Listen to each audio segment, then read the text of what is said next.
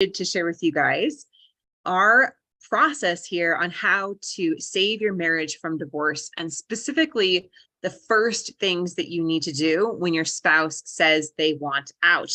When they say, I love you, but I'm not in love with you, I want a divorce, maybe it's better if we separate. So I'm going to share with you guys exactly this process that we've used to help save over 15,000 marriages now. I'm going to go ahead and share my screen. So let me know in the comments if you can see and hear this okay, because I've got lots of tech pieces going on. I want to make sure they work for you. So leave a comment, raise your hand, say me if your spouse is wanting out, if your marriage isn't where you want it to be. If so, you are not alone. And like I mentioned, here at High Thrive Coaching, we have helped so many thousands of couples now to turn this exact situation around. And I want to go deep into the first thing that you need to do to save your marriage from divorce. Before I do that, let me know in the comments here, what is your primary problem? Because that will really determine how I can help serve you best. So leave a comment and let me know, do you have divorce filed? Are you couple A? Your spouse maybe has a lawyer, they've already filed for divorce, they're talking about divorce, they're threatening divorce, maybe you're currently separated, they say they want out of the relationship. You want to know what you can do to stop this and how to get back with them forever. Are you couple B, where you have maybe no trust or affairs, maybe multiple affairs? There are lots of trust issues between you. Trust has been broken. Maybe you broke their trust or they broke your trust. Or are you couple C and you really don't have a lot of communication going on? Maybe your spouse gives you the silent treatment. Maybe they stonewall you or they're withdrawing. They won't talk about the relationship. Maybe your spouse won't open up and they're avoiding some of that deeper communication. So let me know in the chat, which one of these is your primary problem? How would you describe your relationship? And I will give you resources on exactly how to deal with these three different areas of relationship when it's struggling. We are the ICU for marriages, and we help couples on the verge of divorce to turn this situation around. The first step, okay, the very first thing that we want to do when our spouse is pulling away is what we call the pause button. When your spouse hits the pause button, they are no longer actively pulling away from you more. So they stop pulling away more and they stop moving closer towards divorce or another person. Now, I often run master classes and I talk to dozens and dozens of people about their marriages every single week. And when I'm talking to you guys, one of the biggest mistakes that many people are making is they're pushing for their spouse's connection with them or their commitment too soon. And that will absolutely backfire. What you want to do instead is slow down the momentum that you are in right now. Okay, so it's like you're on a train track and you've got the engines full speed ahead heading towards a cliff.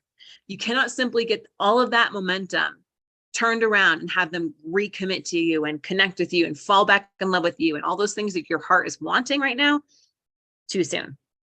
And the more you push for that, the more it will backfire. You're actually adding more fuel to that engine and making it speed up further towards the cliff, which is not what you want to do.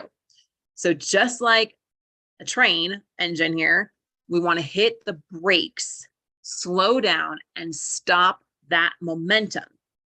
Then we can start to get the train turned around. We can start to turn around the situation so your spouse is going to be willing to take some steps towards you. And eventually you can build that deeper level of connection and go to step 4, commitment. That's where they give you their heart fully again. Okay. But you must hit the pause button first. And I'll show you exactly how we help our clients do that. So here are some signs to know if your spouse has hit the pause button. And leave a comment. Let me know if you feel like your spouse has hit the pause button or not. Here are some signs. They are no longer actively pulling away more.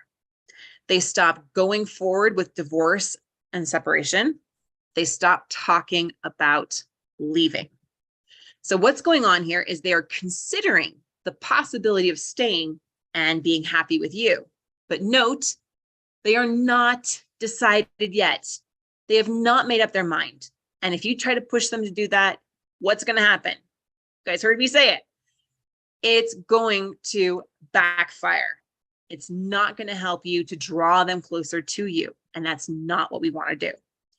So they're simply hitting pause, kind of like those old VHSs where you just hit that pause button and it freezes the frame, right? And it's no longer moving in either direction. That's exactly what we want to see happen. That's a good sign, okay? So let me know again in the comments, has your spouse hit the pause button yet? And if not, it means that you simply missed something along the way. And most people miss this too, which is why they don't save their marriage from divorce. The good news, my friends, is that you can learn how to with our proven process.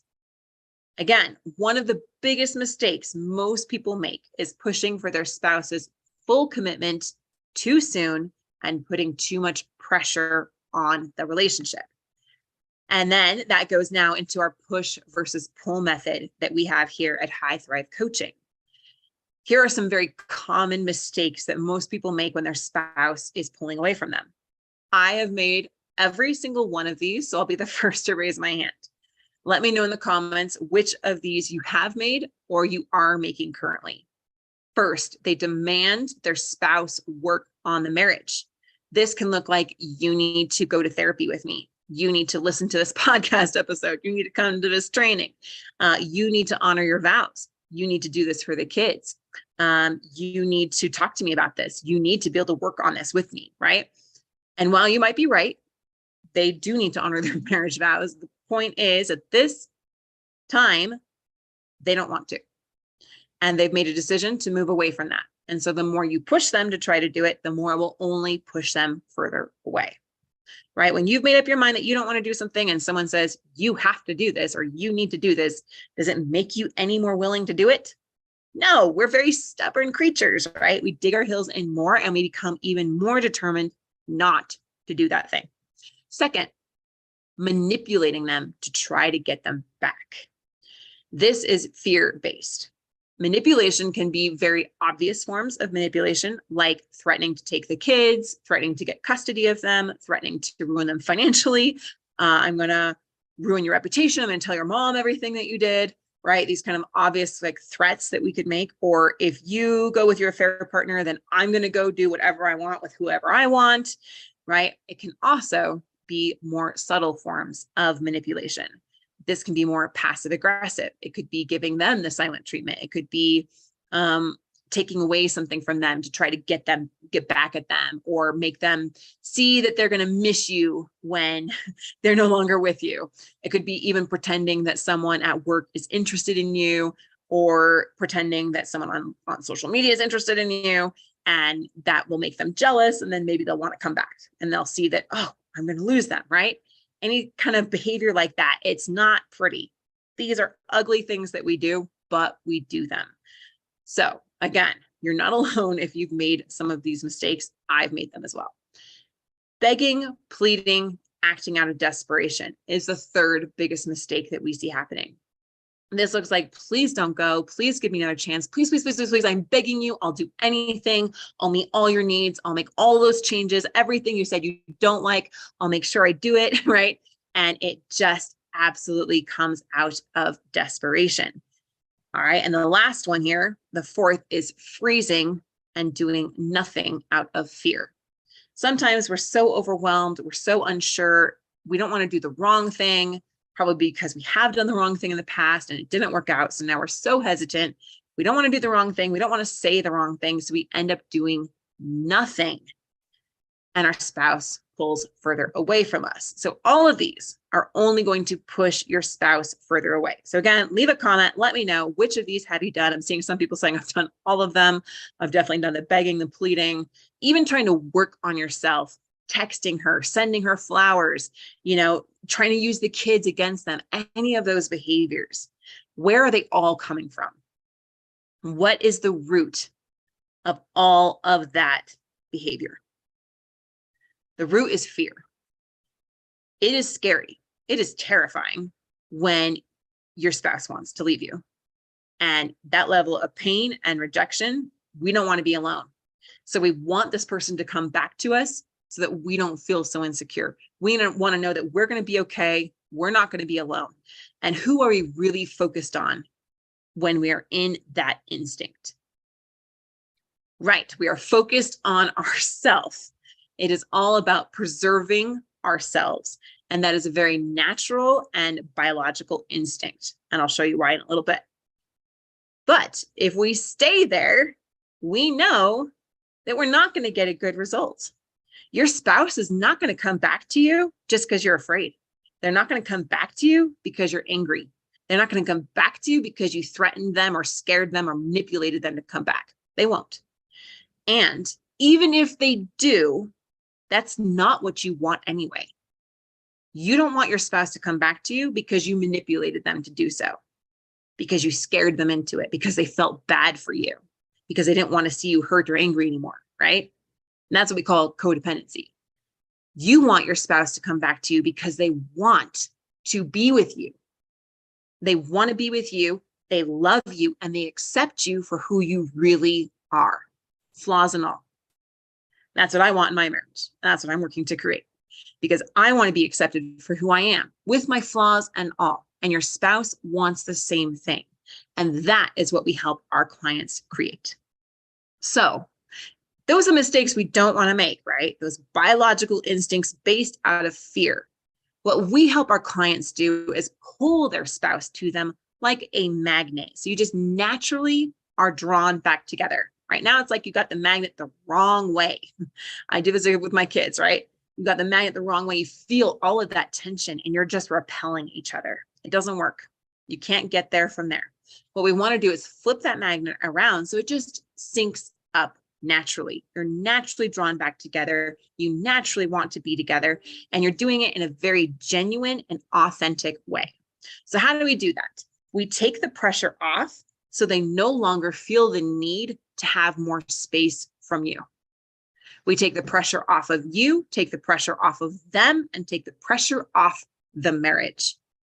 More often than not, when you're coming at them with all this fear, desperation, pleading, begging, manipulating, over apologizing, over trying to work on your marriage, overdoing it, right? That's putting so much pressure on them to come back to you and to work on the relationship. It's going to backfire. So we're going to take that pressure off of them and off of you and off of the relationship. So you have space for them to hit that pause button so that they no longer feel the need to move further away from you. Make sense? Leave a comment, say pause button if this is resonating and making sense with you and you want your spouse to get there, to stop pulling away from you more. All right. Second, we actually want to validate them. And third, increase understanding. We want to get outside of focusing so much on ourselves, which is a natural instinct, and we show our clients how to feel the emotions, how to process through the emotions, but don't get stuck in an instinctual reaction that is not your higher self. We show them how to shift that to go to the higher reasoning part of themselves, right? The part that says,